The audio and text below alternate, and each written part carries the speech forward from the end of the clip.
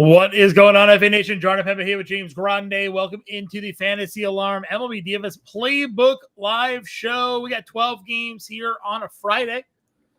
Grande, my sir, TGIF to you. TGIF, Johnny boy. TGIF. Friday is here. It's a great day to hate BVP. It's a great day to sweat out some U.S. Open golf like you and I have been doing all day long. It's not. I don't want to. I don't care anymore. I don't care. Probably the hardest course of all time. Just guys just out here in 8 feet of rough. Throw him in jail. Throw the creator in. I'm sure that guy is a serial killer. Oh, I'm sure. Sure of it. Only course he ever created, Omaha Country Club, and it's because he's in jail for being a psycho. Course of all time. Yeah. But that's PGA DFS. If you read Jacob Parry's playbook, you might be doing okay. He had some really good plays in there. I made my lineup out of that. I'll have 5 of 6 making the cut. Neiman, not so much, but everybody else doing well. But we do have a playbook out for baseball that I wrote for all of you here today. Did you? DraftKings Core Play Grid is out. The FanDuel Core Play Grid will be posted shortly. I'm sure that will make some happy to see, or others upset. I don't know. Whatever way you want to go about it. Ownership's been updated. We had a change since the preview show, right? Jacob DeGrom. No DeGrominator. Yeah. No Jacob DeGrom. We were all in on Jacob DeGrom going into that slate. Not on this one. Garrett Crochet. Yeah. Is like double the ownership on FanDuel than any other pitcher. And then on DraftKings, obviously you have to pick 2. He is still the highest rostered pitcher on DraftKings as well. We did just get a recent increase in ownership on Bryce Elder, which we kind of expected probably be the case today. But let's just kick it off. And we appreciate all of you tuning in here today. Why Garrett Crochet against the New York Yankees tonight? Why is everybody deciding that they want to spend their money on the top price pitcher on a 12-game slate going up against the New York Yankees? I think it comes down to the thing that we talk about all the time. There's just he has an infinite strikeout glitch attached to him. And when you miss bats, and when you even don't miss bats and still put up 21 fantasy points, like he had the start against the Yankees where he looked probably at his worst, if not that Seattle start he had in Boston earlier in the year. And he still gave you 20 fantasy points. And so you really do have to make a decision. The Yankees, John, are number 1 in every category that you could want against left-handed pitching. Yeah. They are number 1 in slugging. They're number 1 in OPS. They are number 1 in ISO. They are number 1 in WOBA. They are number 1 in WRC+. Flat out across the board. I think they're 3rd in average. Okay? Yeah. Sorry. You're not good enough. You're 3rd in that category. Like, they do have a 23% strikeout rate. Garrett Crochet misses bats. Yep. There it is. That is because you're not like, I am actively excited to target the Yankees tonight. That's not a thing. That's kind of how I feel. Again, I'm a Red Sox fan. It's nice weather today in Boston. We're gonna get the rain tomorrow. Tonight, good. Feels like good hitting weather. Yankees coming into town. A lot of power. Crochet's the most expensive pitcher. For $200 less, you can get Yamamoto, who's coming off 6 shutout, 9 strikeouts against a Cardinals team that doesn't strike out all that much. Now he's got a Giants team that we've seen. Some guys have high strikeout outings against. I understand that he has Logan Webb on the other side, and part of the Crochet appeal tonight, too, is that Ryan Yarbrough is the pitcher opposite of him, and the Red Sox lit that guy up when they saw him last week. So maybe that guy, put some respect on his name. He's been around for a while. But there's maybe a bit more win equity for Garrett Crochet than this, probably great baseball watching environment of Dodgers, Giants, Yamamoto, Webb, right? Like rivalry and all that stuff. But it's not like Yamamoto can't go out there and be the highest scoring pitcher tonight. And yet he's 3rd in ownership. It's slightly below Crochet, but on FanDuel, it's half the ownership. So, I don't really, Crochet on FanDuel is almost $1,000 more expensive than Yamamoto, and he's double the ownership. Don't care. And obviously on DraftKings, save a couple bucks and get the easier matchup on this one too against the Giants. So that's sort of my take. If you're playing large field tournaments today, fading Crochet as the chalk might be the way to go. I don't really have any interest in Logan Webb, but you could. He's been outstanding. He, a sinker baller, ground baller forever, and now he's striking guys out at a high rate as well. So if you wanted, no one's playing Logan Webb, obviously, in that spot. So for me, I'd rather play Yamamoto over Crochet. The field is going Crochet, but the top two are clearly in their own tier tonight. Yeah, I think that's basically all I'll agree. Like, there's nothing I disagree with. I mean, the matchup, I don't think we should separate Crochet and Yamamoto as pitchers either. Like, they're both tier 1, right? If you were to put a tier list, they're the tier, yeah. But not just on this slate, just in general, right? Like, they would both be on that same tier, and one of them has an infinitely easier matchup against a team that has multiple good bats on the IL. So, I think it's Yamamoto with a bullet. And obviously, if you think Crochet has 10 strikeout upside, you could play him too. I agree. From ownership perspective, the next pitcher on DraftKings that's getting love there is Freddie Peralta. This again just feels like another play for strikeouts, but yes. He's been better-ish at times this season. The 2.69 ERA feels like I don't ever get that version of Freddie Peralta when I play him. I got the guy that labors through 5. Whenever I throw him in my lineup. Cardinals are going to throw a whole bunch of lefties at him. Again, they're not a team that really strikes out a ton, but what are your thoughts, I guess, sort of on that next crew? Peralta's there, Clay Holmes, Luis Castillo. Any interest in that sort of 9 and 8K range? I'm okay with the Peralta stuff. I think it's probably a little too expensive, especially if you're trying to prioritize Crochet or Yamamoto. I don't think I'm pairing them with Peralta. Not a ton of interest in Clay Holmes at the price. It is a decent strikeout spot. Tampa Bay is about a 23% strikeout rate against righties, so you can. Luis Castillo is super boring pitcher. I don't know why he's super boring. He used to not be, but now he is. He's older. He's older for sure. The one outstanding start he had was against the White Sox, so you kind of take that with a grain of salt. Mm-hmm. Kolek, no shot at 8,200, although he's pitched well. You're not paying 8,200 to pitch him against Arizona. That's not against Arizona. It's an awful idea. Yeah. And so it really brings me back to where I was last night in this tier.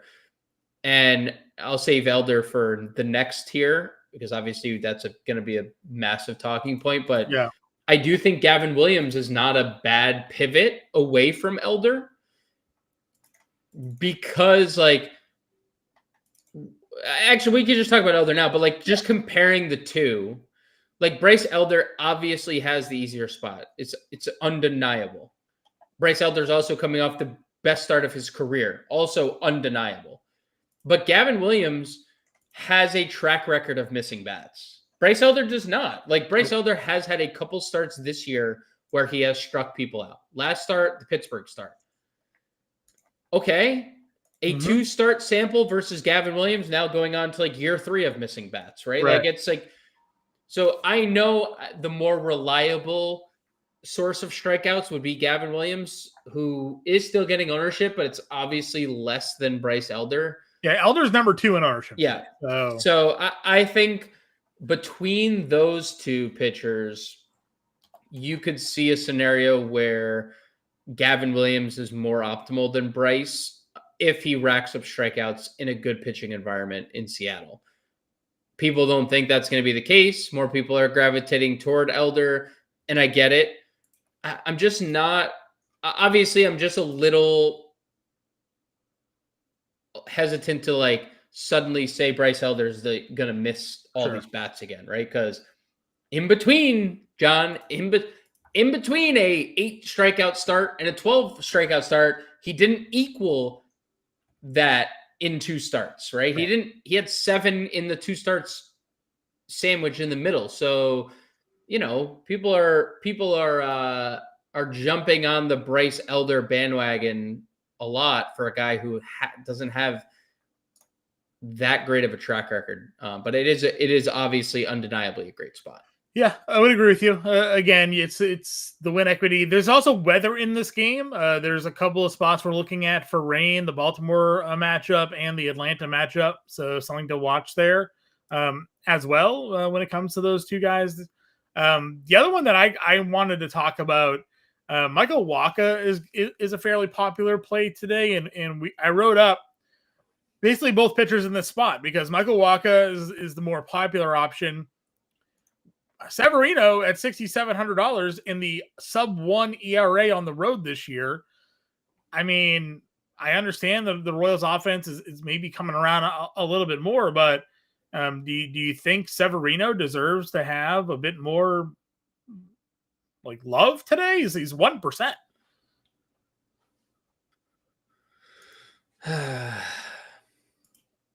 It's tough. I think this is tough because he is a better pitcher than how he's pitched, and it's mainly because his home ballpark has not allowed him to pitch well. I don't know. I'm a little indifferent here because he hasn't struck a lot of people out to begin with this year. Even like on the road, right? He's not missing bats. So even in a scenario where he's in a better spot, he's still not really missing bats. I'm a little indifferent about Severino because he's not missing bats and the Royals don't strike out. So do you prefer Wacha? No. Okay. No, I just looked this up. I was curious. So we would think the Athletics would obviously profile much better at home, right? Because their offense is what they are. What if I told you on the road this year against right-handed pitching, the Athletics are 6th in OPS, they're 5th in ISO, they're 7th in WOBA, and they're 6th in WRC+. So they're 7th or better against right-handed pitchers in all 4 of those categories. Yeah, I mean, they hit a lot of home runs, right? So, I mean, that kind of plays up some of those numbers. If you remember, Soderstrom got off to his hard start in Seattle. Like, they were just hit all those home runs on the road there. And so, yeah, I mean, I wouldn't be too surprised to see those numbers. But again, Wacha is 18%, Severino's 1%. Yeah. And if you think that the A's have the better lineup and Severino's been dominant on the road and he's far cheaper, I almost feel like I'd want to take, the shot on Severino here, understanding obviously that he might come out of this game with 4 strikeouts, right? Like three strikeouts, maybe. What did Fried have in that game? Like, did not have a lot. Yeah, 4. So, but I thought the pricing and just the lack of ownership was a bit surprising there. Any other starters that you would look to go to? There's not a lot. There's not a lot to like. Chris Paddock has no strikeout upside. Adrian Hauser gets a really hot offense. Same with Taj Bradley. The Nick Martinez spot isn't terrible. The Tigers haven't been great against right-handed pitching, and Nick Martinez has been okay. But it's also, the Tigers do have a lot of lefties that can get to him. Yarborough, Boston's now 2nd in OPS against left-handed pitching. You saw they sat Duran today for Refsnyder. They actually left Roman Anthony in the lineup. So hey, Boston just doing things that told us they wouldn't. Yep. Surprise. I think you said that on the show yesterday, didn't you? I think I said that almost verbatim. Like, what if the Red Sox just don't do what they said they were going to do? I countered and I kind of replied. I was like, well, listen, Marcel Mayer didn't hit lefties at AAA, but Roman Anthony did. It's true. It's true. And there they go. They gave him. Now, will he be in the lineup versus lefties Rodon and Fried? Yeah, Fried. We'll find out. But I guess they obviously felt like he could handle Yarbrough, or they felt like, well, Yarbrough's not long for this game with the way we get to him, and we want Roman Anthony in there against all the righty bullpen guys. Sure. the Yankees will throw out. Sure, it might be like a junk stuff, like because Yarborough's sitting at 89 and like Rodon and Fried are like high 90s. So you're like, maybe he can handle this better. I don't think so. I don't mind your Severino call for what it's worth as well. But I there's a lot of other pretty disgusting stuff down here that I think we could just mostly ignore. Do a couple comments. Anthony, yes, DeGrom was going to pitch, and he is not. So something did, in fact, change. He is switched. He's pitching tomorrow. Yeah, he's pitching tomorrow. Sean Armstrong, relief pitcher, is opening. And I saw Dane Dunning. Is that happening? Armstrong is the opener. So they're going bullpen game. Okay. They haven't said anything. And you know how tricky a bullpen that is a tricky proposition. Especially when they're not announced. Like Kiter Montero's announced as the long man for Detroit today. Happy Father's Day to you, Rusty, as well. Roth did update the weather. 2 orange games now, John. Yeah. It was Baltimore and Atlanta. Yeah, those 2. And Sean asked, can you use Gavin Williams and Elder on DK, or do you need your SP1 to have the upside? I think I lean towards the second one. Like you need one of Yamamoto Crochet. Yeah. But I mean, if you are absolutely positive that your bats will go nuts, or you're just really bullish on the strikeout upside of those 2, right? I mean, hell, if Elder can go out there and strike out 8 Rockies, he definitely can. Yes. Right? The Rockies, and then we know Gavin Williams has high strikeout upside, and Seattle's another team that does strike out a lot. So if you think those guys can get out there and give you 7 or 8 strikeouts and negate the upside that Crochet and Yamamoto have with their strikeouts, and you'll be in play there for sure. What's your preferred method there? I'm using one of the top 2. I'm using Yamamoto over Crochet. If I had to pick one, and then I would go down to Elder and just kind of eat the chalk there personally. Right. So all right, let's go on over to the hitters. Obviously Kyle Raleigh's up at the very top against Gavin Williams. We know Williams does give up home runs and Kyle Raleigh likes to hit them. So there is that potential. Ivan Herrera has been really good. Peralta is, again, although the numbers seem good, it seems also that he's been very inconsistent. So if you want to go there, of course, our Braves play Baldwin not in the lineup tonight. Yeah. You got to go down from there. If you do want to go Hunter Goodman the other side against Elder, I'm fine. Adley, all Baltimore lefties versus Hanowitz tonight they are so popular. Very much in play. They should be. No, but they should be, but 2x the field on a 12-game slate. The guy is giving up a 600 slug to lefties. So... I don't disagree. I'm not talking anyone off it. I'm just saying they are 2x the field at every position. Yeah. They no Cowser today. Something went down there. He's day to day now. They got our guy. But they put in our guy Carlson, who homered again, by the way. Cheap Carlson play back in our lives. So we have that potential to look forward to. But we'll finish talking about catcher here. I like basically Goodman down to Narvaez here. I'd play any of those guys. Stevenson gets Kiter and Herder. He's hitting 5th. If you want to go there, you certainly could. Gainier hitting 2nd tonight. Yeah.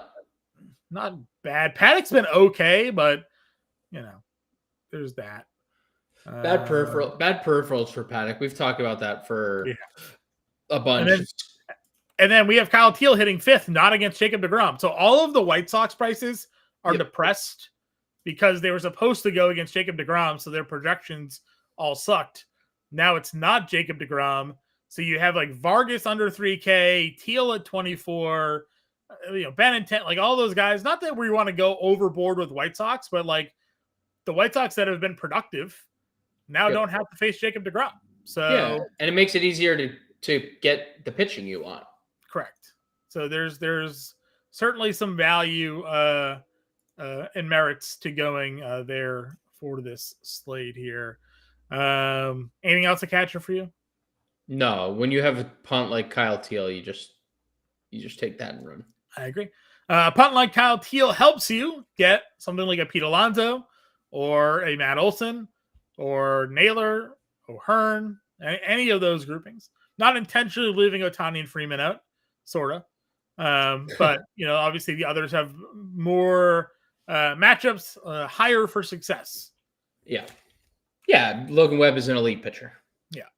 Very elite. So anything else for you at the top half here? Any core targets for us? Olsen would be the guy for me. You could play Soderstrom. I don't mind Josh Smith, who has had a bunch of multi-hit games lately.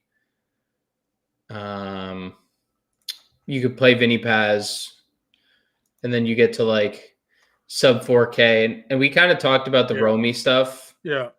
You kind of have to play him, though. If you're going to play the Red Sox, being third in this spot. I think it's kind of it's tough because it's one of those things where it's obviously a good spot against Ryan Yarbrough, who had been pitching out of his mind until he met the Red Sox. Romy's great against lefties. Boston's great against lefties, but he's the first guy out of the lineup as soon as a righty comes in. And basically the whole Yankees bullpen do you think that they would actually pinch hit Mayer for Romy? I feel like they often go the other way. I do. Okay. I think that if there's a lefty on the mound, Romy's in, and if there's a righty on the mound, I almost think Mayer's it's in. game dependent. I think if it's late and close, maybe you get that swap. But if they go out and blow doors, I don't think you see Romy just take it out of the game for Mayer here. If he's 0 for 2 and it's like a save situation-y game, right? Like late. He's not. No, correct. That would probably be a Mayer spot. I would agree with you. So, and that's obviously in the range of outcomes. So I'm not saying it's a bad play, because it's not. If you're playing some of the Red Sox, they are just doing what they're doing. They're pinch hitting guys based on split, right? It's actually good that I guess Roman Anthony's in the lineup. You're live for a ref side to get pinch hit by Duran later in the game. So. Yes. And like, that's it. Like, the Red Sox are going to play matchups, and for what it's worth, the lefties are just more valuable because the Yankees only have really Tim Hill as their lefty at the bullpen. Yeah. Let's see. Any other value? Shaney Well versus Morton. Berger. I mean, you can play Berger if you think Texas just keeps hitting, because they have been better. Cole Keith's down here. Vargas, as I mentioned, $2,900 hitting cleanup tonight. I do like that play versus what Texas is gonna put out there. And then you've been on the Nick Kurtz train since he's been back. So yeah, he's just powerful, dude. Oh, Lamonte Wade getting a spot here for the Angels tonight at $2,200. They needed a left. They realized, they're like, dude, we need some lefties on this team. They're also shout out to what's his name today? Yeah, right. They called up their prospect there. Kid they took 8th overall last year. Yeah, he's batting 9th. He's not in the player pool, though. Not in the player pool? Even though they announced it yesterday. I think not in the player pool, because he would be second base. Yeah, not in the player pool. They announced him yesterday as getting called up, and yet DraftKings... Christian Moore. Yeah, DraftKings cannot get him in the player pool, which is unfortunate. Tomorrow, probably at like $2,500, he'll be there. Yep. All right, second base, Ketel Marte is up at the top. I like the Rays today. Again, I'm always down with the Rays power. I know they're not home, and Holmes has been okay, but Brandon Lau's always live to homer. Ronda's always live for some runs there, so I'm good going with that direction. But Jackson Holiday is my number one. Him or McNeil at $481 and $4,000 would be the two probably worth targeting here. Yeah, Holiday obviously falls in line with all the Baltimore chalk that's taking place tonight. Jeff McNeil, second base outfield eligibility, all the power this month specifically has been amazing. No arguments on either of those plays. I don't mind Semien at 3,400 hitting 4th against Hauser. Yeah. Again, like, Adrian Hauser's kind of been good. Even some of the, all the expected stuff look really good against Adrian Hauser. He's also been pretty dominant against righties. So if you don't want to play Semien, you don't have to. But is Adrian Hauser reinventing himself for the White Sox at age 30? You tell me. I don't know. Yeah. So Semien 34, the second younger Max Muncy, Mydroth, LeMahieu. If you're going against Crochet, there's a bunch of like good good value Yeah, secondary. dude. Mydroth again, another like just cheap, cheap White Sox because they thought they were going to go against DeGrom there. All right, third base position up at the very top here. Obviously, top talent and Ramirez, Devers, Machado, and Riley can play any of those three as you see.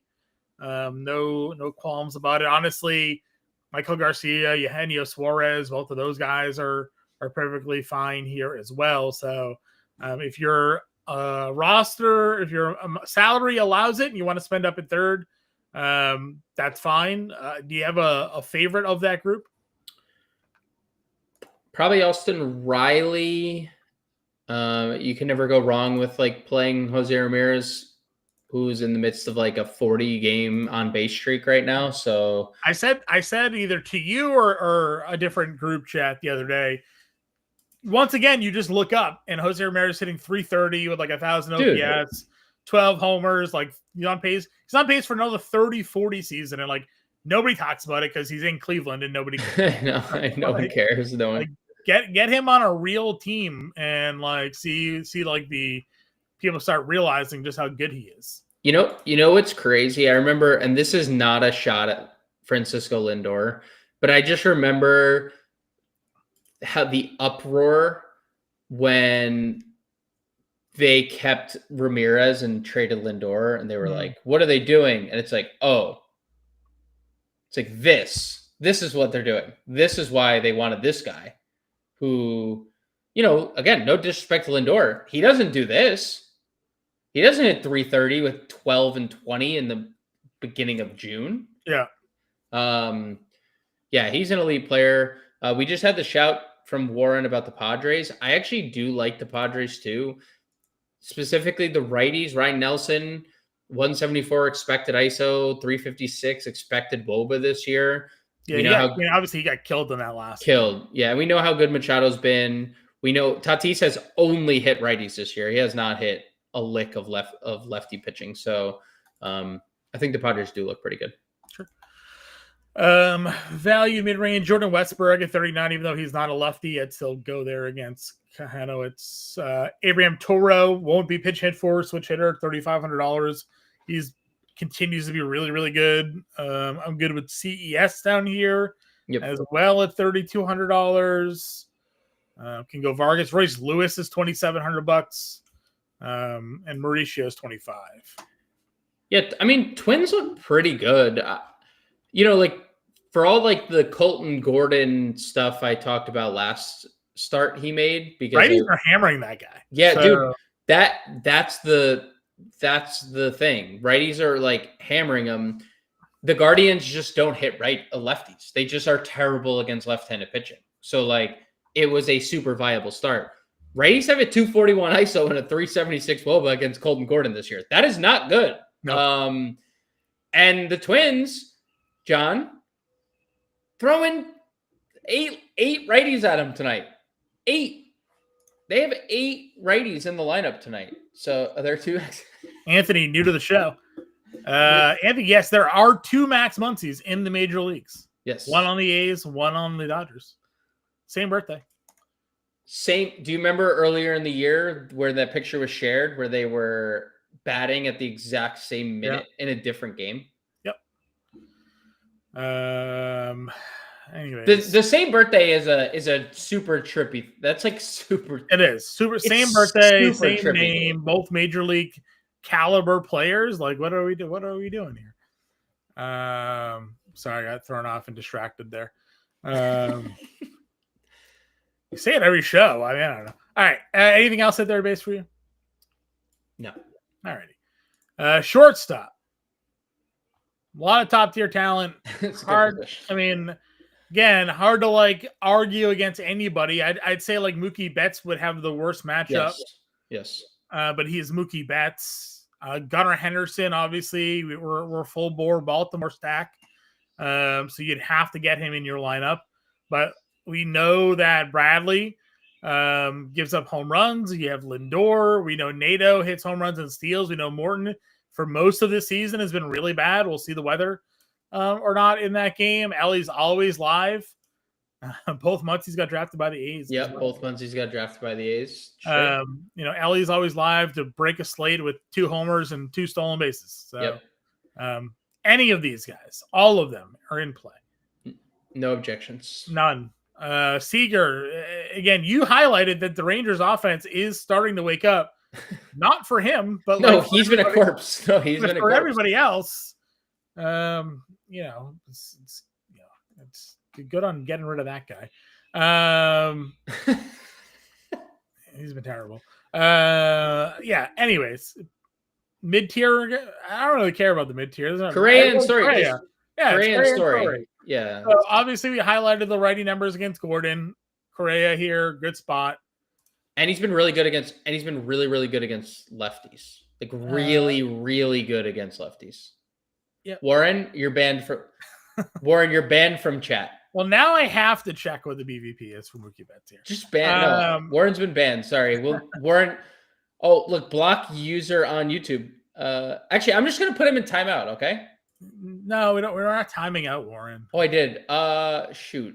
I don't know how to untime out him. So that's damn. I was trying to do it as a joke, and then two Warren's very correct path. Warren, I'm sorry. I just put you in timeout. 2 Warren's very correct path. 15 for 36 with 2 homers, 417 and 1,000 OPS. Look, my seasonal team loves it. I'm not playing them. But I feel bad because Warren is somewhere in the ether right now in timeout, and I don't know how to get him out. I hope he can still watch. I don't want to lose Warren. I know. Correa's $3,500, and then Trevor Story, as we've kind of highlighted, mashing right now and also mashing soft pitches. Not great against hard fastballs, but anything slow, he's hammering. So Story is part of the as stacks today works. Me drop down here works. All right, Justin. Now you're in timeout. All right, I got 2 of our most loyal viewers in timeout. Timeouting our men. All right, outfield. Aaron Judge against Crochet. I would have no problems one-offing this matchup and seeing who wins. It's fun. Right? Yeah, it's fun. You know? He dominated Judge the other day. Like, absolutely made him look silly. Well, but Judge guess what? Break out a lot. So. Yeah, but guess what? He's hitting 392, and it's June 13th. So, Ronald Acuna is your highest rostered outfielder from a price standpoint. He was also the cover of the preview show, I want to say. Yeah, that was what you created that, so you know. I don't know. There's a lot going on in my life. Ronald Acuna. Just throw that one out there. You know. I don't know. Ronald Acuna, $6,100. Guys, just all the way back. Just all the way back. His team isn't, but he is. No stolen bases, so I guess we're just losing that part of his game because the knee. Yeah, but Luis Angel can handle that part for the family. Fair. For the family, yeah. Byron Buxton on the cover of today's Playbook. Nailed it. Smashing lefties. Yeah, and then he gets really a good. lefty who can't get righties out. So feels like an absolute mint spot for Byron Buxton to put one over that short left field wall they got there in Houston. Can I raise my hand here? Yeah. 1, sorry to Warren. He's definitely banned for some reason. And 2, I don't want to spread Twins propaganda because everyone knows. They look great today. They just do. I mean, it just is what it is, right? I'm gonna need you to Google how we get Warren back. You're gonna have to look at untiming outing somebody from a chat. Is Juan Soto a viable play? Of course. Yeah, he's really good at baseball. Yeah. Who would have thought? Is this Andrelton Simmons? Who's what's this? Andrelton Simmons. I don't know what Simmons we're talking about here. Shout out probably Simmons. Is there Simmons? Is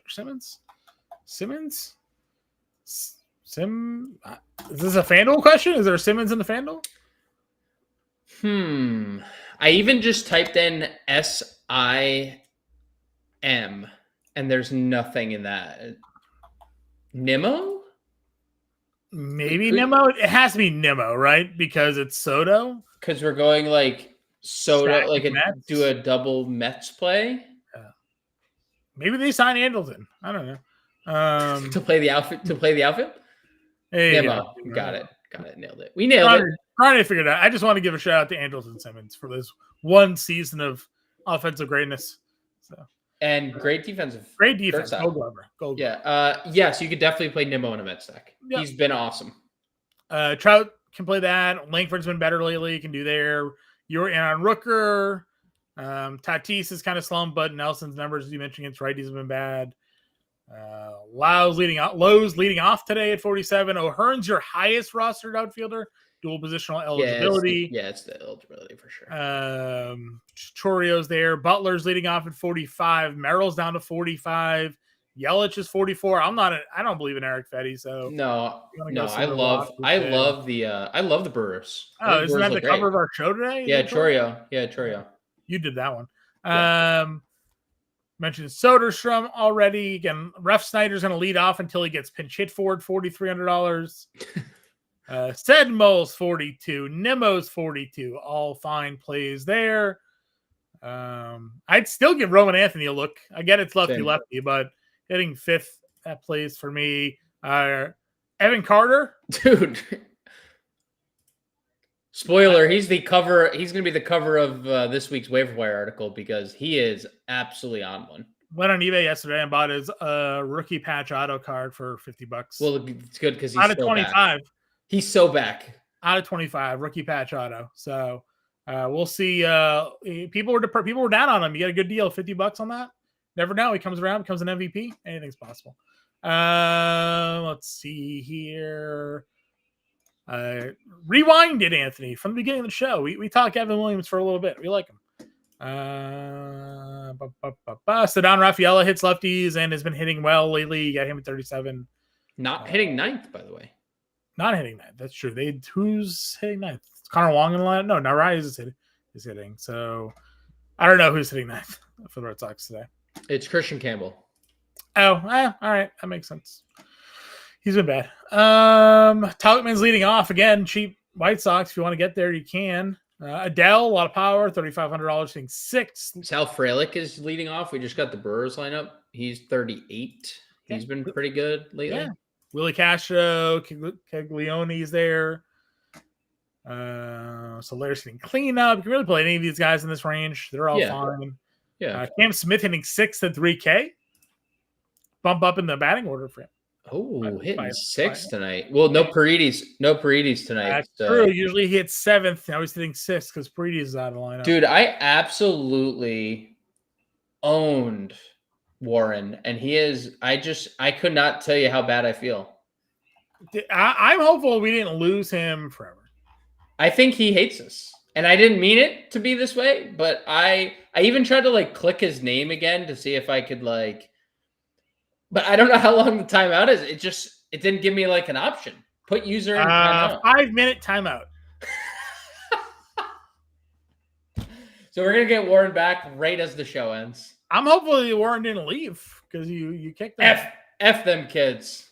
Benintendi's $2,800. You can get. He has biceps. He has biceps. He does. Where's our Carlson play? There he is. $2,700. Homer again. 3 for 3 in the lineup tonight.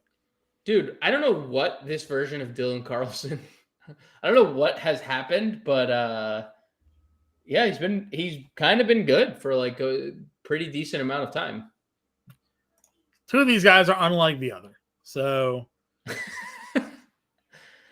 I'm just gonna default and say yes.